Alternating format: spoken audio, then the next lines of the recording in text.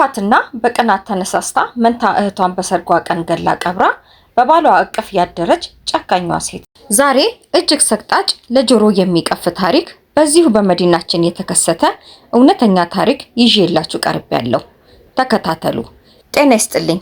ይህ የዩቲዩብ ነው። እውነተኛና አስተማሪ ታሪኮች እንዲደርሳችሁ የደውል ምልክቱን ይጫኑ። ከልጅነቷ ጀምሮ ክፋትና ምቀኝነት በውስጧ ያደገው ዲና የታናሽ መንታ እህቷ ሁሉ ነገሩ ያስቆጣታል።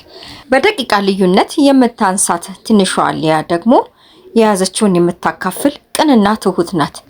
የዲና ጥላቻ ከእለት ወደ እለት እየጨመረ ተምረው ተመርቀው ስራ እስኪይዙ ድረስ በውስጧ ክፋትንና ምቀኝነትን እንዳነገሰች ኖራለች።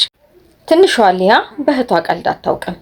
የያዘችውን ሳታካፍላት አትበላም። ትልቋ ዲና ግን የራሷን ነጥቃ ካላስለቀሰቻት አትረካም። እንዲህ እያሉ ዲናን የሚያስቆጣት የምስራች ሊና ይዛ መጣች።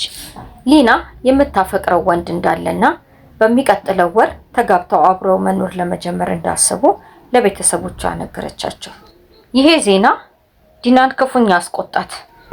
የዛኑ ቀን ማታ እስር ቤት ያሰለቸ ዱርዬ ጓደኛዋን ሄዳ አገኘችው እና የልቧን ክፋትና ተንኮል በጠቅላላ አንድም ሳታስቀር ዘርዝራ ነገረችው።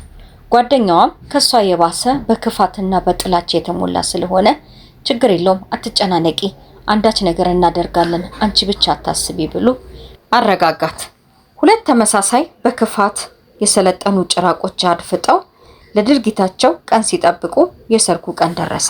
ዛሬ የሊያ ሰርግ ነው። ቤተሰቡ በታላቅ ደስታ እየጨፈሩ ነው። ዲና የሰውን ትኩረት ላለመሳብ ብላ የተደሰተች ብትመስልም ማታ ለደገሰችው ድግስ ዝግጅቷን አጠናቃ ጨርሳለች። በእለቱ ሲበላ ሲጠጣ ሲጨፈር ተውሎ ማታ ሁሉም ወደ የቤታቸው ሲሄዱ እህቴን መሸኘት አለብኝ፣ ቤቷን ማስገባት አለብኝ ብላ የክፋት ተባባሪ ፍቅረኛዋን ይዛ ባሏ ወደ አዘጋጀው ወደ ተንጣለለው መኖሪያ ቤት ደረሱ። ለደስታ አንድ ሁለት እንበል ተባብለው ወይን ተከፈተ ሲጠጡ አመሹና ዲናና ፍቅረኛዋ ደናደሩ ብለው ተነስተው ወጡ። ሙሽሮቹ ብዙም አልቆዩ፣ ወደ መኝታ ቤታቸው ገቡ።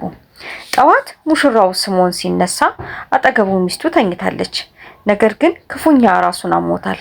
ማታ የጠጡት ወይን እንደሆነ እርግጠኛ ነው። ወደ ሻወር ገባ። ሚስት ጠዋት የተነሳችው ከአባቷ በተደወለላት ስልክ ጥሪ ነው። እህትሽ ማታ ካንቺ ጋር ከመጣች በኋላ ደናደሩ ወደ መኝታ ቤቷ ገባች። ጠዋት ለቁርስ ስንጠራት ግን የለችም። ሙሽሪት ብዙም አልደነገጠችም። እኔ ጋር አልመጣችም፣ ነገር ግን ምናልባት ከፍቅረኛዋ ጋር ትሆናለች፣ ትመጣለች፣ አትጨነቁ ብላ ስልኩን ዘጋች። ሙሽራው ስምዖን ካገባ 2 ወር ቢሆነውም ያ በውጪ የሚያውቃት ሚስቱ ግን በባህሪ አልመስል ብለው ግራ ተጋብቷል።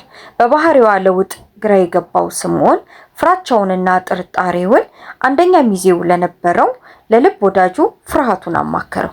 ሚስቴ ባህሪዋ በጣም ተቀያይሯል፣ የማቃት ሚስት ያሉንም ተደጋጋሚ የሆነ ፍርሃትና ምልከታው መርማሪ የሱፍን አንድ ነገር ማድረግ እንዳለበት እንዲያስብ አደረገው። አንድ ፈተና መፈተን አለብኝ ብሎ አሰበና ይህንን ፈተና ካለፈች እውነተኛ ሚስቱ ነች፣ ካላለፈች ከወደቀች ግን ልክ ያልሆነ ነገር አለ ማለት ነው ብሎ በቀጥታ ስልክ ደወለላት እና ከቻልሽ አሁኑኑ ብንገናኝ ብሎ ቀጠራት።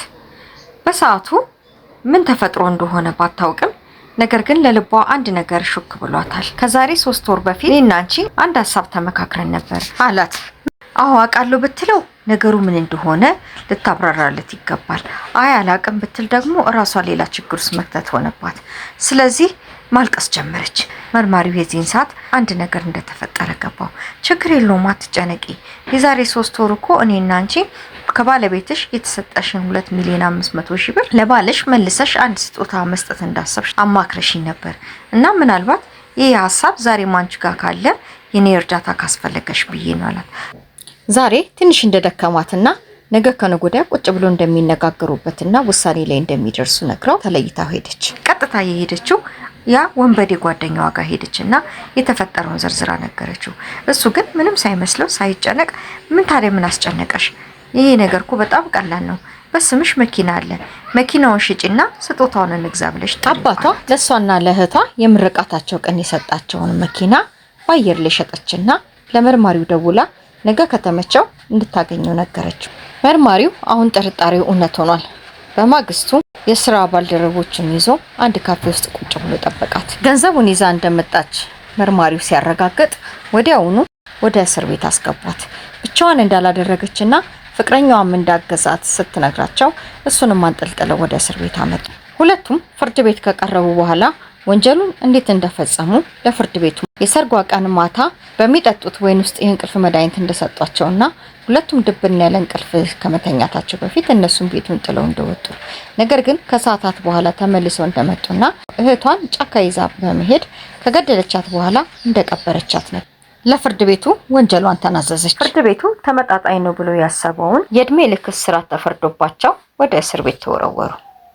ዛሬም እንደተለመደው ቅናትና ክፋት እንዲሁም ደግሞ ምቀኝነት የሰውን ልጅ አጥንትና ጅማትን ሁሉ ሰርስሮ እንደሚገባ መጨረሻ ላይም ለቤተሰብም ሆነ ለራሳቸው የዘላለም የሆነ ጸጸትን እንደሚያተርፍ ከዚህ እንማራለን።